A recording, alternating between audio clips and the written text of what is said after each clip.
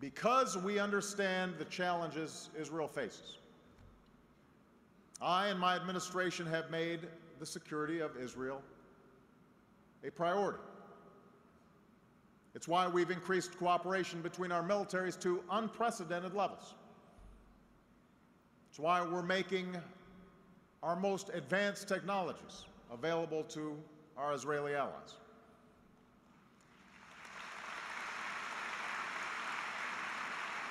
It's why, despite tough fiscal times, we've increased foreign military financing to record levels.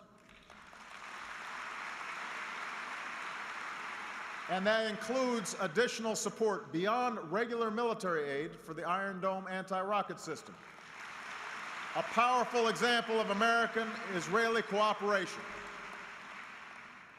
A powerful example of American-Israeli cooperation which has already intercepted rockets from Gaza and helped save Israeli lives.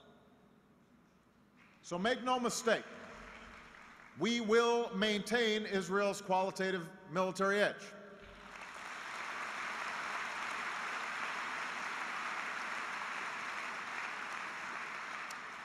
You also see our commitment to our shared security in our determination to prevent Iran from acquiring nuclear weapons. Here in the United States, we've imposed the toughest sanctions ever on the Iranian regime. And at the United Nations, under our leadership, we've secured the most comprehensive international sanctions on the regime, which have been joined by allies and partners around the world.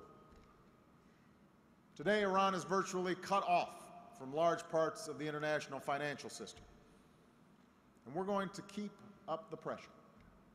So let me be absolutely clear. We remain committed to preventing Iran from acquiring nuclear weapons. You also see our commitment to Israel's security in our steadfast opposition to any attempt to delegitimize the State of Israel.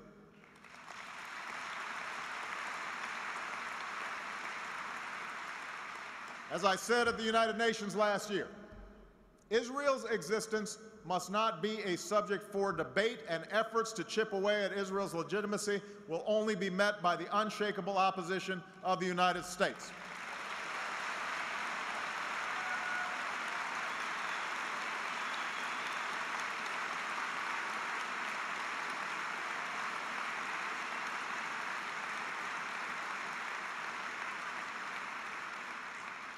So when the Durban Review Conference advanced anti-Israel sentiment, we withdrew. In the wake of the Goldstone report, we stood up strongly for Israel's right to defend itself. When an effort was made to insert the United Nations into matters that should be resolved through direct negotiations between Israelis and Palestinians, we vetoed it.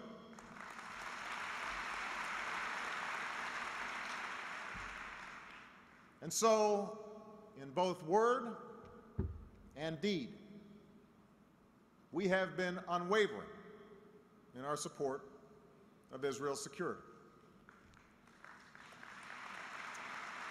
And it is precisely because of our commitment to Israel's long-term security that we have worked to advance peace between Israelis and Palestinians.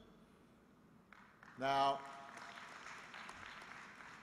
I have said repeatedly that core issues can only be negotiated in direct talks between the parties.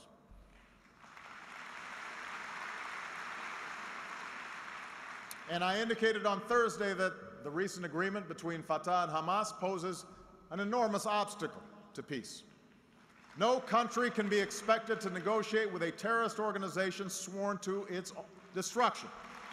And we will continue to demand that Hamas accept the basic responsibilities of peace, including recognizing Israel's right to exist and rejecting violence and adhering to all existing agreements. I firmly believe, and I repeated on Thursday, that peace cannot be imposed on the parties to the conflict. No vote at the United Nations will ever create an independent Palestinian state, and the United States will stand up against efforts to single Israel out at the United Nations or in any international forum. Israel's legitimacy is not a matter for debate. That is my commitment. That is my pledge to all of you.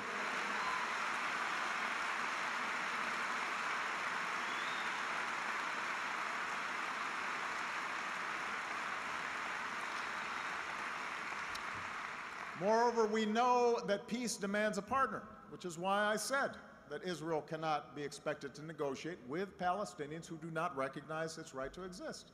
And we will hold the Palestinians accountable for their actions and for their rhetoric.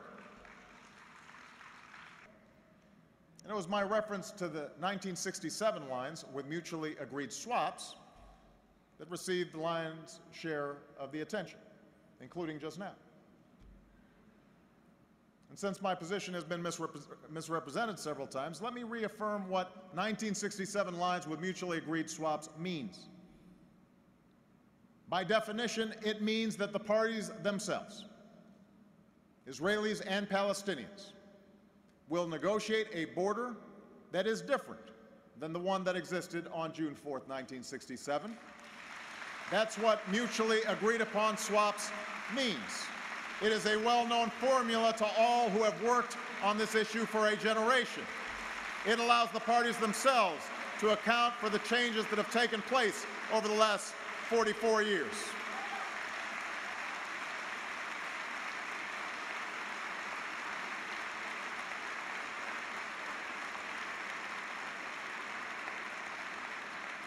It allows the parties themselves to take account of those changes, including the new demographic realities on the ground and the needs of both sides. The ultimate goal is 2 states for 2 people. Israel as a Jewish state and the homeland for the Jewish people, and the state of Palestine as the homeland for the Palestinian people, each state enjoying self-determination, mutual recognition, and peace.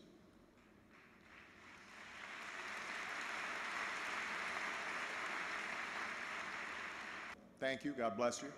God bless Israel, and God bless the United States of America. Thank you.